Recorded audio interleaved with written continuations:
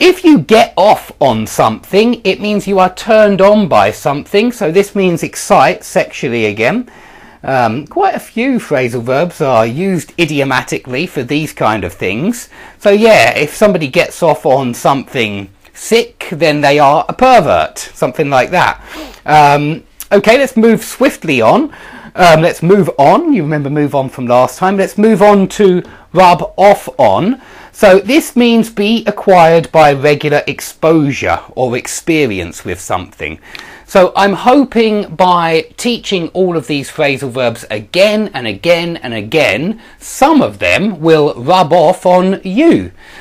Certainly a lot of them rub off on me. Now you might think you already use them, Dave. Well, yeah, I do, but some of them are active and some of them are passive at the back of my mind. But the more I do these phrasal verb lessons, the more new phrasal verbs rub off on me, and I mean ones which I don't already use. So they're very useful for me too, doing these lessons. They help activate passive vocabulary, and I hope that they're rubbing off on you and that you're using them more and more and more. Now, if a woman walks out on her husband, she leaves him. Yeah, that's all it means. Walk out on someone means leave someone in the middle of the marriage or in the middle of the relationship. If somebody walks out on their girlfriend or spouse, it means leave and finish the relationship. Now, if you find out that there's going to be a nuclear war in a few weeks, you might want to stock up on food, supplies, toilet paper, whatever you think you might need for the nuclear holocaust. So to stock up on just means to collect a lot of, buy a lot of in order to use it for the future. I'm not stocking up on anything at the moment because I'm not worried about any nuclear holocaust, but when we get the shopping we do tend to stock up on some of my favourite bits and pieces, and so stock up on it just means collect a lot of in order to use them in the future. Okay, if you sneak up on someone or creep up on someone, and here we've got different meaning of the up on, which is connected with movement this time and not exams and revision.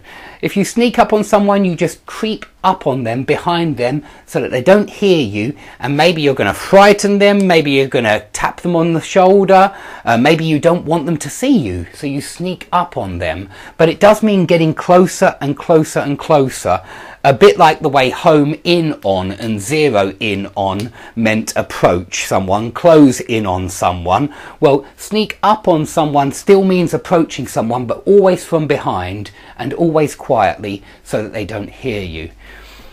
Now, we spoke about bear on last time, but I realised I forgot about touch on. If you say this topic touches on, I don't know, this topic touches on a certain piece of grammar, or trigonometry touches on a lot of different things regarding triangles, something like that.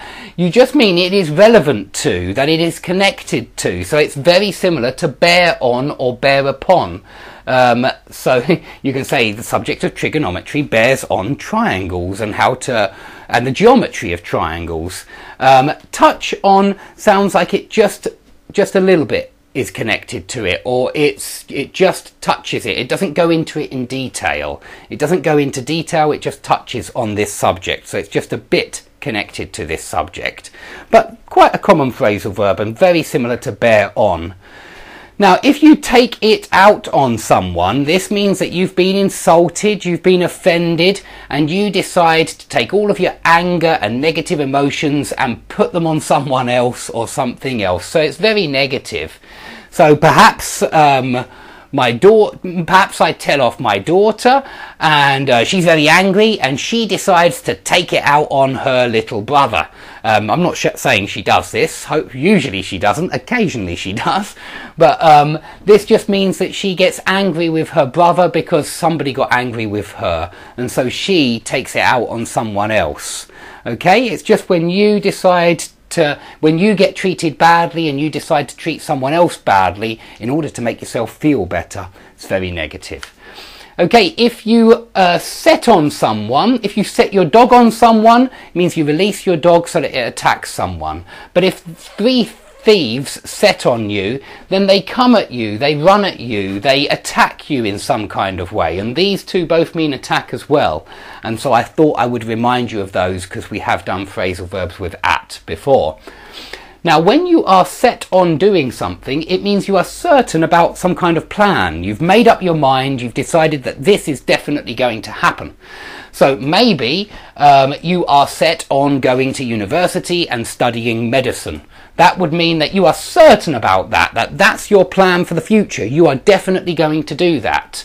And this is a very common phrasal verb. It means just to be certain about something in the future, to be 100% convinced that that's what you want to do with your future. Okay, if you settle on a decision, it means you finally make a decision. You make your last decision and that's it. You've decided, you're not going to change your mind anymore. So maybe you're buying a new car and in the end you settle on a Mercedes. It means you finally decide that's the car I want. If you go back on your word, then you break a promise. So again, it's very negative, very often used with go back on your word, but you could go back on something else like a promise. And yeah, it just means break that promise. It means that you don't stick to your promises. Remember stick to from a previous lesson? You don't keep to your promises. You break them. You go back on your promise. Okay. Gang up on means bully, but in a group, so it means pick on someone as a group of you. So I think kids often do this, unfortunately. In schools, they'll often pick on one child and it will be as a group. Lots of them will do it. Lots of them will pick on this child. And so that means that they are ganging up on the child. And lastly, dawn on means to occur to someone. So I've already used this one today. I said it suddenly dawned on me that I had forgotten to mention tuck in phrasal verbs with in. So I mean it suddenly occurred to me. So dawn on means to suddenly realise something, to suddenly remember or understand something, and it's usually used like that. It suddenly dawned on me that, or it dawned on me that, it occurred to me that, it suddenly dawned on me that. Okay, if you've enjoyed this lesson, please like the video underneath. I hope to see you all soon, and any questions, specific questions about how we use these phrasal verbs, please put them under the video and I'll do my best to answer them. Thanks very much for watching and I'll see you all soon.